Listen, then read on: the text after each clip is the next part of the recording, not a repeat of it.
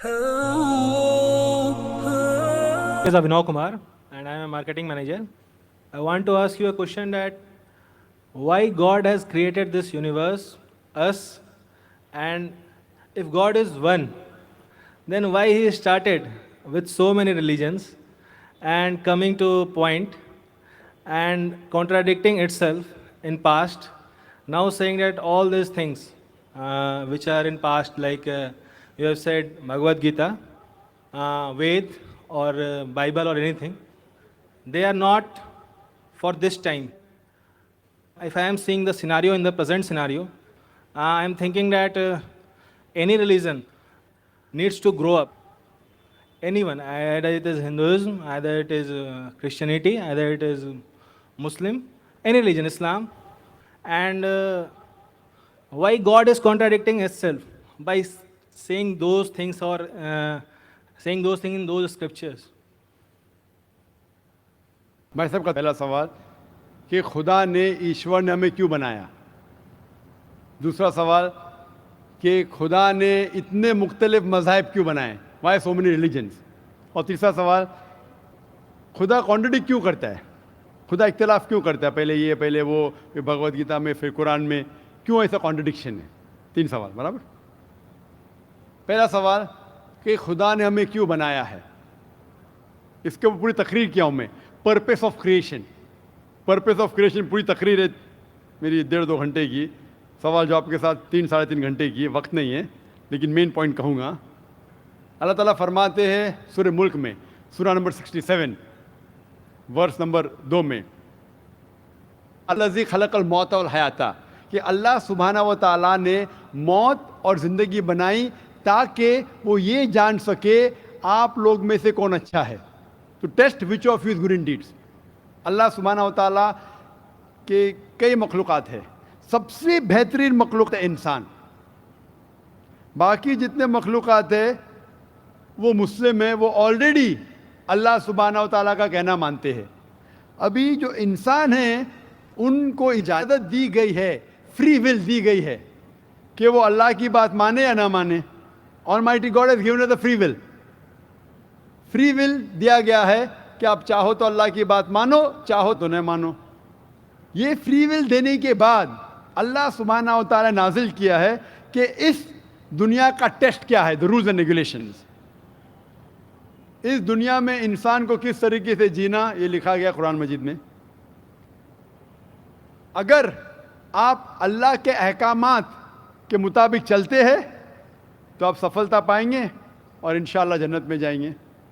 अगर अहकामात के मुताबिक नहीं चलेंगे तो आप इस एग्जामिनेशन में फेल होंगे और फिर जन्नत में नहीं जाएंगे, दोज़ख में जाएंगे। So this life is the test for the here after.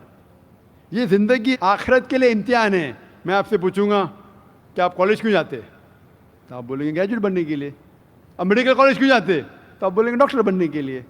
तो हम ये दुनिया में आए टेस्ट पास करने के लिए, क्योंकि इस दुनिया में आने के पहले सूरह आराफ सूरह नंबर 7 आयत नंबर 172 में लिखा है कि अल्लाह सुब्हाना व तआला ने सारी इंसानियत को, आदम से अब तक सारी इंसानियत को, फ्रॉम द लॉइन्स ऑफ एडम खड़ा किया, पूछा कि कौन है इबादत के लायक, और सब ने कहा सिर्फ एक अल्लाह सुब्हाना व तआला।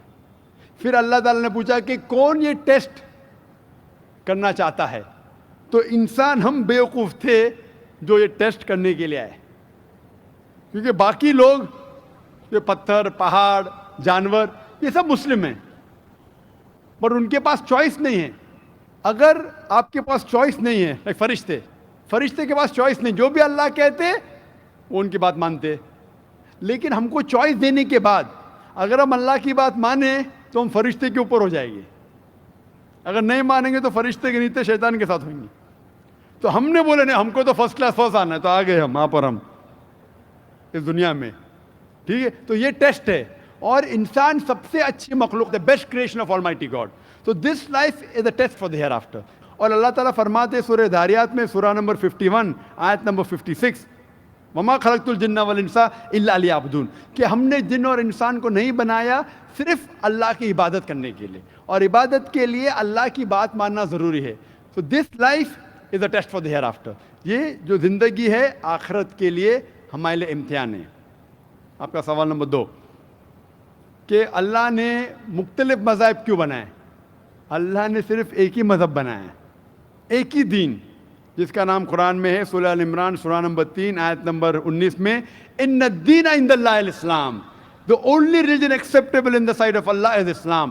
صرف ایک ہی دین جو اللہ کے نزدیک صحیح ہے وہ اسلام. اسلام کے معنی ہے امن, پیس.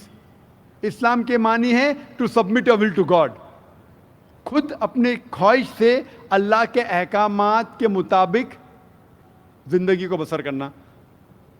اسلام کا مطلب یہ نہیں کہ محمد سلطان ذاکر. اسلام مطلب اللہ کے احکامات پہ عمل کرنا اور امن حاصل کرنا. تو جتنے پیغمبر آئے صرف اسلام سکھائے. مذہب ایک ہی ہے لیکن مذہب کا پیغام بدلا گیا. جس طریقے سے جو پہلے بھائی صاحب کے سوال میں نے جواب دیا تھا کہ سارے پیغمبر کا اہم پیغام تھا کہ خدا ایک ہے, صرف اس کی عبادت کرو, اور آخری پیغمبر محمد صلی اللہ علیہ وسلم میں باقی چیز میں لٹل بٹ ڈفرینس ہوگا, but the basic message was the same.